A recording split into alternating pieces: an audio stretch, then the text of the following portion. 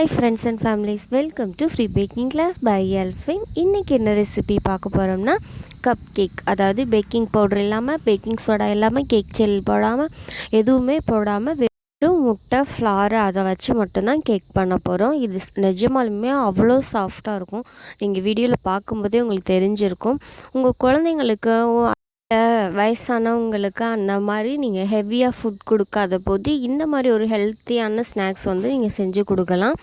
நான் கொடுத்துருக்க அளவுகளை நீங்கள் கரெக்டாக பயன்படுத்தி நான் கொடுத்துருக்க ரூல்ஸ் அண்ட் ரெகுலேஷனை கரெக்டாக செஞ்சிங்கன்னா கண்டிப்பாக பர்ஃபெக்டான ஒரு ஸ்பாஞ்ச் கேக் உங்களாலையும் பண்ண முடியும். எங்களுடைய சேனல் உங்களுக்கு பிடிச்சிருந்துச்சுன்னா லைக் பண்ணுங்கள், ஷேர் பண்ணுங்கள், கமெண்ட் பண்ணுங்கள், சப்ஸ்கிரைப் பண்ணுங்கள். பேக்கிங் பற்றின வேறு ஏதாவது தகவல் தேவைப்படுச்சுன்னா கண்டிப்பாக கமெண்ட் பாக்ஸில் கமெண்ட் பண்ணுங்கள். நீங்கள் செங்கல்பட்டில் இருக்கீங்களா? உங்களுக்கு ஏதாவது கஸ்டமைஸ்ட் கேக் இல்லை ஃப்ரெஷ்ஷான கேக், வீட் ஃப்ளார் ப்ரௌன் சுகர் கேக், அப்படி இல்லைன்னா வீட் ஃப்ளார் ப்ரௌன் சுகர் ப்ரௌனி, அந்த மாதிரி கஸ்டமைஸ்டு கேக்ஸ் வேறு எது தேவைப்பட்டாலுமே எங்களுடைய இந்த காண்டாக்ட் நம்பரை காண்டாக்ட் பண்ணி உங்களுடைய ஆர்டரை வந்து கன்ஃபார்ம் பண்ணிக்கோங்க. Thank you for all. செகண்ட் ஒன்று பார்த்திங்கன்னா, ஒரு சப்ஸ்கிரைபர் வந்து ஒரு கேள்வி கேட்டிருந்தாங்க. அதாவது மோஸ்ட்லி நான் எல்லாருக்கும் வந்து கமெண்ட் பாக்ஸ்லேயே கமெண்ட் பண்ணிவிடுவேன். ஒரு சில பேருக்கு வந்து கமெண்ட்க்கான பதில் வந்து லென்த்தியாக இருக்கும்போது இந்த மாதிரி வீடியோட எண்டில் வந்து நான் உங்களுக்கு சொல்லியிருக்கேன். இந்த தகவல் அவங்களுக்கு போதுமாக இருக்கும்னு நான் நம்புகிறேன். பத்தலைன்னா தயவுசெய்து கமெண்ட் பாக்ஸில் கமெண்ட் பண்ணுங்கள். நான் உங்களுக்கு இன்னும் கிளியராக எக்ஸ்பிளைன் பண்ணுறேன். தேங்க்யூ. ஃபர்ஸ்ட்டு பார்த்திங்கன்னா, ஓடிஜியை 10 நிமிஷத்துக்கு 150 டிகிரியில் டாப் அண்ட் பாட்டம் ராட் 2 செக்ஷனையும் ஆன் பண்ணி ப்ரீ ஹீட் ஆன் பண்ணிக்கோங்க. கன்வெக்ஷன் ஃபேன் வந்து ஆன் பண்ண வேண்டாம். டாப் அண்ட் பாட்டம் ராடு ரெண்டையுமே கண்டிப்பாக ஆனில் தான் இருக்கணும். குறைவான சூட்டில் கொஞ்சம் அதிக நேரம் பேக் பண்ணணும். அப்போ தான் கேக்கோட டெக்ஸ்சர் வந்து பர்ஃபெக்டாக வரும். ஒரு ஈரமில்லாத பவுலில் நான் ரூம் டெம்பரேச்சரில் உள்ள முட்டை வந்து 3 எடுத்திருக்கேன். இந்த 3 முட்டையில் இருக்க வெள்ளை கரு தனியாக, மஞ்சள் கரு தனித்தனியாக எடுத்துக்கிறேன். இந்த வெள்ளைக்கரு கூட ஒரு துளி அளவு மஞ்சள் கரு கலந்தாலும் உங்களுக்கு எக் வந்து ப்ளஃபியாக பீட் ஆகாது. அதனால கொஞ்சம் கவனமாக இருங்க. இது ரெண்டையும் தனித்தனியாக பிரித்ததுக்கப்புறம் ஓரமாக வச்சிடுங்க. ஒரு ஈரமில்லாத பவுலில் நான் கரெக்டாக 2 டேபிள் ஸ்பூன் அளவு காய்ச்சி ஆற வச்ச பால் எடுத்திருக்கேன். கூடவே நான் கரெக்டாக 3 டேபிள் ஸ்பூன் அளவு கோல்டு வின்னர் எண்ணெய் எடுத்திருக்கேன். நீங்கள் கோல்டு வின்னர் எடுக்கிறதா எடுத்துக்கலாம், இல்லை பட்ரு உருக்கி எடுத்துக்கிறா இருந்தாலும் எடுத்துக்கலாம். அதுவும் டேஸ்ட் நல்லா தான் இருக்கும். அதாவது பட்டரை நீங்கள் எடுக்கிறீங்கன்னா பட்டரை சும்மா இருக்கும்போதே 3 டேபிள் ஸ்பூன் எடுக்கக்கூடாது. அதை வந்து லைட்டாக உருக்கிட்டு அதுக்கப்புறமா தான் வந்து நீங்கள் 3 டேபிள் ஸ்பூன் எடுக்கணும். சப்ஸ்கிரைபர் வந்து ஒரு கேள்வி கேட்டிருந்தாங்க. அதாவது நீங்கள் கிராம்ஸ் எல்லாம் அளக்குறீங்க, ஓகே, ஆனால் எம்எல் கணக்கு வந்து சொல்லும்போது நீங்கள் எப்படி வந்து அதை கணக்கு பண்ணுறீங்க? அதுக்கு வந்து தனியாக எதுவும் எக்யூப்மெண்ட்ஸ், அதாவது ஏதாவது கருவிகள் இருக்கா அப்படிங்கிற மாதிரி கேட்டிருந்தாங்க. நான் வந்து எந்த கருவியுமே யூஸ் பண்ணல. அவங்களுக்கு நான் பதிலும் சொல்லிட்டேன். ஆனால் நம்ம சப்ஸ்கிரைபருக்கு நிறைய பேருக்கு இந்த டவுட் இருக்குமோ அப்படின்னு சொல்லிட்டு எனக்கு தோணுச்சு. அதனால தான் இதில் கிளாரிஃபை பண்ணுறேன். அதாவது மெஷரிங் கப்ஸ் இருக்குல்ல, அதுலேயே 125 ml கப்பு, 240 ml கப்பு, அந்த மாதிரி எம்எல்லையும் போட்டிருக்கோம். அப்போ 1 டீஸ்பூனோட அளவு வந்து 5 ml. அப்போ 1 டேபிள் ஸ்பூனோட அளவு 2 டீஸ்பூன் சேர்ந்துச்சுன்னா 1 டேபிள் ஸ்பூன். அப்போ 1 டேபிள் ஸ்பூனோட அளவு 10 ml. அப்போ நீங்கள் கணக்கு பண்ணும்போது உங்களுக்கு ஈஸியாக வந்துடும். இப்போ 2 ஸ்பூன், நான் இப்போ 3 டேபிள் ஸ்பூன் எண்ணெய் எடுக்க சொல்லியிருக்கேன். நீங்கள் 3 டேபிள் ஸ்பூன், எனக்கு டேபிள் ஸ்பூன் இல்லை டீஸ்பூன் தான் இருக்குன்னா நீங்கள் கரெக்டாக ஒரு 7 டீஸ்பூன் வந்து ஆயில் எடுத்தீங்கன்னா கரெக்டாக நீங்கள் எடுக்கிற 35 ml, அதாவது 3 டேபிள் ஸ்பூன் அளவு கரெக்டாக கிடைக்கும். அப்படி மெஷர்மெண்ட் எடுத்து பாருங்கள். இந்த ஆயில் சேர்த்ததுக்கப்புறம் 1 பிஞ்ச் அளவு உப்பு சேர்த்துக்கிறேன். அது கூடவே பைனாப்பிள் எசன்ஸ் 1/2 டீஸ்பூனும், வெண்ணிலா எசன்ஸ் வந்து 1/2 டீஸ்பூன் எடுத்துருக்கேன். வெண்ணிலா எசன்ஸ் ஏன் எடுக்கிறேன்னா, பைனாப்பிள் வந்து ரொம்ப ஒரு ஃப்ளேவராக இருக்கும், அதாவது ஸ்ட்ராங்காக இருக்கும். அதை வந்து கொஞ்சம் எரிச்சு கிடக்குன்னு சொல்லுவோம்ல, அந்த மாதிரி இருக்கும். அதை வந்து ரெடியூஸ் பண்ணுறதுக்காக தான் பைனாப்பிள் எசன்ஸ் கூட வெனிலா எசன்ஸ் சேர்க்குறோம். அப்படி நீங்கள் வெனிலா எசன்ஸ் சேர்க்க பிடிக்கலைன்னா மில்க் எசன்ஸ் சேர்த்துக்கலாம், அதுவும் நல்லா தான் இருக்கும். எல்லாத்தையும் ஒன்றா சேர்த்து ஒரு விஸ்க் வச்சு நல்லா மிக்ஸ் ஆகிற அளவுக்கு கலந்து எடுத்துக்கோங்க. அப்போ தான் அந்த உப்பு கரையிற அளவுக்கு கலந்து எடுத்துட்டு அது மேலே ஒரு சல்லடை வச்சுட்டு கரெக்டாக நான் 60 கிராம் மைதா எடுத்திருக்கேன், அதாவது அரை கப் அளவு மைதா எடுத்திருக்கேன். கூட பேக்கிங் பவுடர், பேக்கிங் சோடா எதுவுமே சேர்க்க தேவையில்லை, வெறும் மைதா மட்டும் சலித்து இந்த பால் எண்ணெய் கூட சேர்த்துக்கோங்க.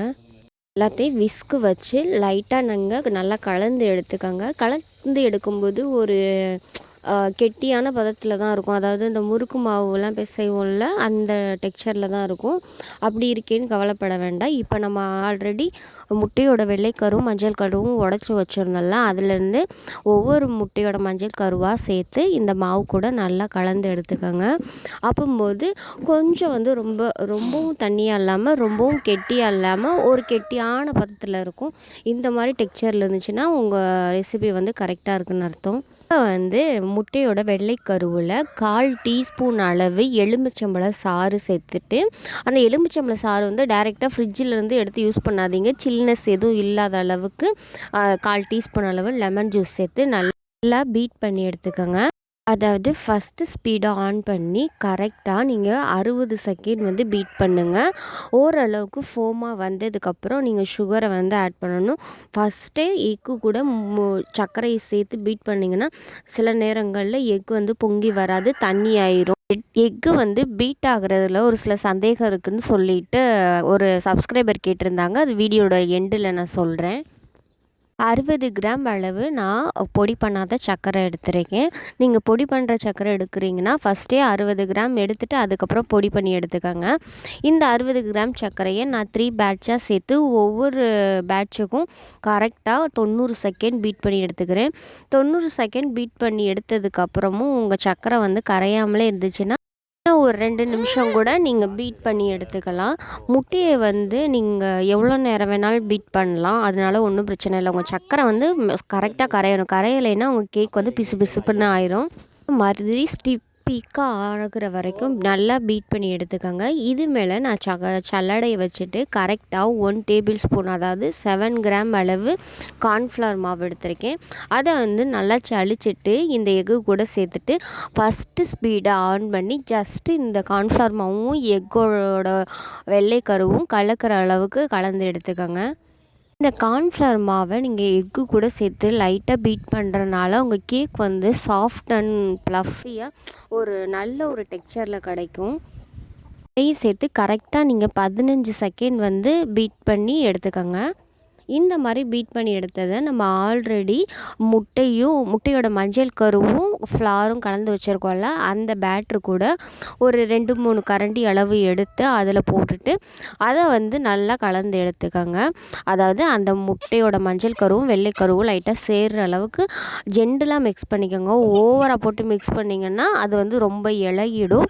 அந்த மாதிரி இல்லாமல் ஜென்டலாக மிக்ஸ் பண்ணிவிட்டு இந்த ஃபுல் ஒயிட் கரு வந்து மிக்ஸ் பண்ணி வச்சுருக்கோம்ல, அந்த பேட்டரு கூட இந்த பேட்டரையும் சேர்த்து எல்லாத்தையும் ஈவனாக மிக்ஸ் பண்ணிக்கோங்க. ஃபஸ்ட்டே ஏன் அதை முழுசாக சேர்க்காம கொஞ்சம் கொஞ்சமாக சேர்க்குறோம்னா, மஞ்சள் கரு அண்டு அந்த ஃப்ளாரையும் சேர்த்து நீங்கள் மிக்ஸ் பண்ணும்போது மிக்ஸ் ஆகலைன்னு சொல்லிவிட்டு நீங்கள் ஓவராக மிக்ஸ் பண்ணிங்கன்னா அந்த எக்கோட ஃபோம் எல்லாம் அடங்கிடும். அப்படி அடங்குச்சுன்னா கேக் வந்து ஹார்ட் ஆயிரும். ரெண்டாவது பார்த்திங்கன்னா நம்ம இதில் பேக்கிங் பவுடர், பேக்கிங் சோடா எதுவுமே ஆட் பண்ணல.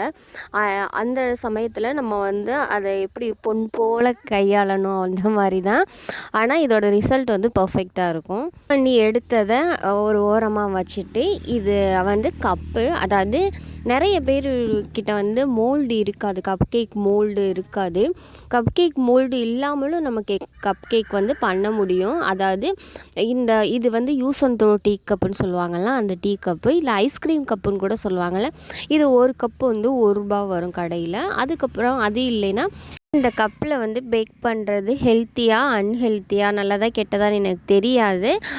பட் நீங்கள் ஜஸ்ட்டு ட்ரை பண்ணும்போது மாதிரி செஞ்சு பார்த்துக்கோங்க. நீங்கள் சேலுக்குன்னு வரும்போது நீங்கள் கப் கேக் மோல்டு வாங்கி அதுக்கப்புறம் நீங்கள் வந்து பர்ஃபெக்டாக செஞ்சுக்கலாம். கப் கேக் செய்யணும், ஆனால் கப் கேக் மோல்டு இல்லையே, கப் கேக் மோல்டு வாங்குற வரைக்கும் வெயிட் பண்ணணும்லாம் அவசியம் இல்லை. அந்த இதுக்காக ஒரு சின்ன ட்ரிக்ஸு தான் இது, அவ்வளோதான். சில்வர் கிண்ணம் இருக்கும்ல, அதில் வந்து லைட்டாக ஆயில் கிரீஸ் பண்ணிவிட்டு அதில் வந்து லைட்டாக மைதா மாவு வந்து ஸ்ப்ரெட் பண்ணி எடுத்துகிட்டு அதுலேயும் நீங்கள் வந்து பேக் பண்ணி எடுக்கலாம். இல்லைன்னா சில்வர் டம்ளரில் கூட நீங்கள் ஃபஸ்ட்டு வந்து ட்ரை பண்ணி பார்க்கலாம். ஒரு ப்ராப்ளம் வராத, கேக் நல்லா தான் சாஃப்டாக வரும். இந்த கப்புக்குள்ளே கப் கேக் லைனர் வந்து ப்ளேஸ் பண்ணி எடுத்துக்கலாம். நான் இங்கே எல்லா கப்லேயும் வந்து ப்ளேஸ் பண்ணி எடுத்துக்கிறேன். இது எல்லாத்துலேயுமே நான் வந்து உங்களுக்கு பேக் பண்ணி காமிக்க போகிறேன். இப்போ நம்ம ரெடி பண்ணி வச்சுருக்க மாவை டைரெக்டாக சில பேருக்கு ஊற்ற தெரியாது. அப்படி ஊற்ற தெரியாதவங்களுக்கு நீங்கள் வந்து பைப்பிங் பேக்கில் வந்து அந்த மாவு வந்து சேர்த்துட்டு நிறைய ஆட் பண்ணியும் நீங்கள் செஞ்சுக்கலாம்.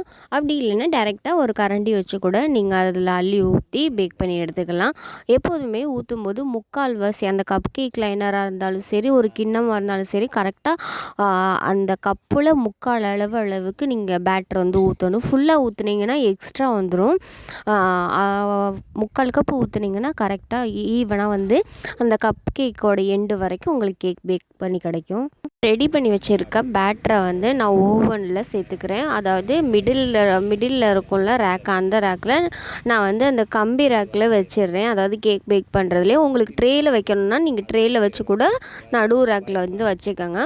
டாப் அண்ட் பாட்டம் ராடில் கரெக்டாக 150 டிகிரி செல்சியஸில் ஒரு 25லேருந்து 30 நிமிஷம் வந்து இந்த கேக் வந்து பேக் ஆகணும். ஒரு 20 நிமிஷம் கழித்து நீங்கள் ஒரு குச்சியை இன்சர்ட் விட்டு பார்த்தீங்கன்னா தெரியும். உங்கள் குச்சி எதுவும் ஒட்டாமல் க்ளீனாக வந்துச்சுன்னா உங்கள் கேக் வந்து பர்ஃபெக்ட் ஆயிரும். ஏன்னா ஒவ்வொருத்தவங்களோட ஓவனை பொறுத்து ஹீட் அதிகமாகவும் கம்மியாகவும் ஆகும். அதனால தான் சொல்கிறேன், குறைவான சூட்டில் வந்து கொஞ்சம் அதிக நேரம் வேக வச்சிங்கன்னா உங்கள் கேக் வந்து ஸ்பாஞ்சாக பர்ஃபெக்டாக இருக்கும். கேக்கில் இருக்கிறத நான் அந்த பேப்பர் ரிமூவ் பண்ணிவிட்டு காமிக்கிறேன். நீங்களே பாருங்கள் இந்த கப் கேக் வந்து எவ்வளோ சாஃப்டாக ஸ்பாஞ்சாக இருக்குன்னு. இதில் வந்து பேக்கிங் சோடா, கேக் ஜெல் எதுவுமே சேர்க்கலை. பர்ஃபெக்டாக வந்திருக்கு. நீங்கள் இந்த ரெசிபியை ட்ரை பண்ணிவிட்டு எனக்கு கமெண்ட் பாக்ஸில் ஃபீட்பேக் சொல்லுங்கள். நிறைய பேர் வந்து நல்லாயிருக்குன்னு சொல்கிறீங்க. அதெல்லாம் பார்க்கும்போது எனக்கு ரொம்பவே சந்தோஷமாக இருக்குது. அதை விட வேறு என்ன வேணும்? கரெக்டான ரெசிபியை நான் சொல்லி கொடுத்து அதை நீங்கள் என்னையை நம்பி ட்ரை பண்ணி நல்லா வருதுன்னு சொல்கிறது, அது எவ்வளோ காசு கொடுத்தாலும் வராது. அந்தளவுக்கு ஃபீல் வந்து ஒரு கொஸ்டின் கேட்டிருந்தாங்க. அதாவது என் எக்கு வந்து ஒழுங்காக பீட் ஆக மாட்டேங்குது, அது என்ன ரீசன் சொல்லி கேட்டிருந்தாங்க. அதாவது நீங்கள் வாங்கக்கூடிய எக்கு வந்து ரொம்ப நாள் ஸ்டாக்கு உள்ள எக்கு, அப்படி இல்லைன்னா அந்த எக்கு வந்து நல்ல எக்காக இருக்காது. ரெண்டாவது பார்த்தீங்கன்னா நீங்கள் ஃப்ரிட்ஜிலேருந்து யூஸ் பண்ணுற எக்காக இருந்தாலும் அந்த மாதிரி வராது. தேர்டு ஒன் பார்த்தீங்கன்னா எக்குலேருந்து ஒயிட் கருவிலேருந்து மஞ்சள் கரு வந்து கலந்துட்டாலும் அந்த மாதிரி வராது. நெக்ஸ்ட்டு பார்த்திங்கன்னா இந்த ப்ராப்ளம்ஸ்லாம் வருது அப்படின்னு உங்களுக்கு தோன்றப்ப நீங்கள் எக்கு ரெகுலராக வாங்குவீங்களா, அங்கே வாங்காமல் வேறு எங்கேயாவது வேறு ஷாப்பில் வந்து நீங்கள் வாங்கி ட்ரை பண்ணி பாருங்கள். அப்போ கண்டிப்பாக வரும். எக்கு வந்து சில பேர் எக்கு பீட் பண்ணும்போது ஃபஸ்ட்டு எக்கு ஒயிட் கரு கூட சுகரை சேர்த்துட்டு பீட் பண்ணுவாங்க. அப்படி பண்ணாதீங்க. ஃபஸ்ட்டு ஒரு 90 செகண்ட் பீட் பண்ணுங்கள். பீட் பண்ணால் நல்லா எக்கு வந்து பொங்கி வரும். பொங்கி வந்ததுக்கப்புறம் நீங்கள் வந்து சுகரை ஆட் பண்ணி பீட் பண்ணுங்கள். அதே மாதிரி சுகர் ஆட் பண்ணும்போது ஒரே நேரத்தில் மொத்த சுகரையும் கொட்டி பீட் பண்ணாதீங்க. கண்டிப்பாக 3 பேட்சஸாக கொட்டி நீங்கள் பீட் பண்ணிங்கன்னா தான் கரெக்டான அந்த ஃபோம் வந்து உங்களுக்கு கிடைக்கும். நெக்ஸ்ட்டு வந்து இன்னொரு சப்ஸ்கிரைபர் கேட்டிருந்தாங்க, ஃப்ரெஷ் க்ரீம் எந்த கேக்குக்கு யூஸ் பண்ணணும், பட்டர் க்ரீம் வந்து ஸ்விஸ் க்ரீம் அப்படின்ட்டு 3 க்ரீம் இருக்குது, அது எந்தெந்த கேக்குக்கு எப்படி யூஸ் பண்ணணும்னு சொல்லிட்டு கேட்டிருக்காங்க. ஃபர்ஸ்ட்டு வந்து ஃப்ரெஷ் க்ரீம். அதாவது ஃப்ரெஷ் க்ரீம்ங்கிறது அதில் வந்து கேக் வந்து பர்ஃபெக்டாக ஐசிங் பண்ண முடியுமான்னு கேட்டிங்கன்னா கொஞ்சம் டவுட்டு தான். ஏன்னா ஹெவி விப்பிங் க்ரீம் தான் நம்ம வந்து கேக்குக்கெல்லாம் யூஸ் பண்ணுவோம். அப்படி ஹெவி விப்பிங் க்ரீம் நீங்கள் யூஸ் பண்ணி கேக் பண்ணும்போது தான் ஒரு கேக் வந்து டெக்கரேஷன் பண்ணுறீங்கன்னா கண்டிப்பாக அது ஒரு ஸ்டிஃபிக்காக இருக்கும். அதுவே நீங்கள் வந்து ஃப்ரெஷ் க்ரீமில் ட்ரை பண்ணுறீங்கன்னா அது கொஞ்சம் கஷ்டம்தான். அந்த ஃப்ரெஷ் க்ரீம்ங்கிறது வந்து நார்மலாக நீங்கள் சும்மா வீட்டில் ட்ரை பண்ணுறதுக்கெல்லாம் ஓகே. பட் சேலுக்குங்க வரும்போது ஃப்ரெஷ் க்ரீம் வந்து அவ்வளோக்கா ஹோம் பேக்கர்ஸ் யூஸ் பண்ண மாட்டாங்க. எல்லா பேக்கரிஸ்லையுமே ஹெவி விப்பிங் க்ரீம் தான் யூஸ் பண்ணுவாங்க. அப்படி இல்லைன்னா டால்டா அந்த இது யூஸ் பண்ணுவாங்க. ரெண்டாவது வந்து பட்டர் க்ரீமுங்கிறது வந்து பட்டரை கூட சர்க்கரை சேர்த்து நல்லா பீட் பண்ணி ஒரு க்ரீமாக எடுக்கிறது தான் பட்டர் க்ரீமு. அதுக்கு வந்து கொஞ்சம் ப்ரொசீஜர் இருக்குது. ஆனால் அதுவும் ஈஸி தான். பட் அது வந்து ரொம்பவே எக்ஸ்பென்சிவ். பட்டர் வந்து அதிகம். அப்போ பட்டர் க்ரீம் வச்சு நம்ம ஃப்ராஸ்டிங் பண்ணும்போது அதுக்கான வர அமௌண்ட்டும் வந்து நிறைய ஆகும். அப்போ ஒரு காஸ்ட்லியான ப்ராடக்ட் ஆயிரும் அது. நம்ம வந்து சேல் பண்ணுறதுக்கு எல்லா கஸ்டமரும் பட்டர் க்ரீம்லேயே வாங்குவாங்கன்னு கேட்டிங்கன்னா கண்டிப்பாக இல்லை. நெக்ஸ்ட்டு வந்து ஸ்விஸ் பட்டர், அதாவது எக்கு ஒயிட்டை வந்து செப்ரேட்டாக எடுத்துகிட்டு அதை வந்து சுகரை வந்து மெல்ட் பண்ணி அதை வந்து எக் ஒயிட் கூட சேர்த்து நல்லா பீட் பண்ணி அது கூட பட்டர் ஆட் பண்ணி அந்த மாதிரி ஒரு ப்ரொசீஜரில் வந்து ஸ்விஸ் பட்டர் க்ரீம் வந்து செய்வாங்க. மோஸ்ட்லி இது நம்ம நாட்டில் அவ்வளோதுக்கா அப்போ அவைலபிளாக இல்லை. வெளிநாட்டில் ஃபாரினர்ஸ்லாம் இந்த மாதிரி தான் ட்ரை பண்ணுவாங்க. அவங்க பேக்கரியிலலாம் இன்னொரு க்ரீம் இருக்கும். அந்த க்ரீம் வந்து எவ்வளோ நேரம் நீங்கள் வெளியில் எடுத்து வச்சாலும் மெல்ட் ஆகாது, ஒன்றுமே ஆகாது. ஆனால் க்ரீம் கேக் மாதிரியே தான் இருக்கும். அது வந்து மேர்கரின்னு சொல்லுவாங்க. அதாவது ஒரு வகை டால்டா, அது வனஸ்பதின்னு சொல்லுவாங்கள்ல, அந்த டால்டாவை வந்து யூஸ் பண்ணி பண்ணுவாங்க. அதுக்கான ரெசிபியும் நான் வந்து வீடியோ அப்லோட் பண்ணுறேன்.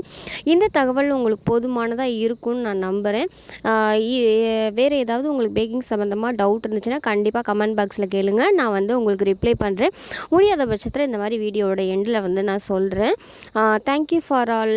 நம்ம ஃபேமிலி வந்து கொஞ்சம் பெருசாகிட்டே இருக்குது. 3K வந்து ரீச் ஆயிடுச்சு. இது எல்லாமே உங்களுடைய சப்போர்ட்டால் மட்டும்தான். எங்களுடைய சேனல் உங்களுக்கு பிடிச்சிருந்துச்சுன்னா லைக் பண்ணுங்கள், ஷேர் பண்ணுங்கள், கமெண்ட் பண்ணுங்கள், சப்ஸ்கிரைப் பண்ணுங்கள். Thank you for all.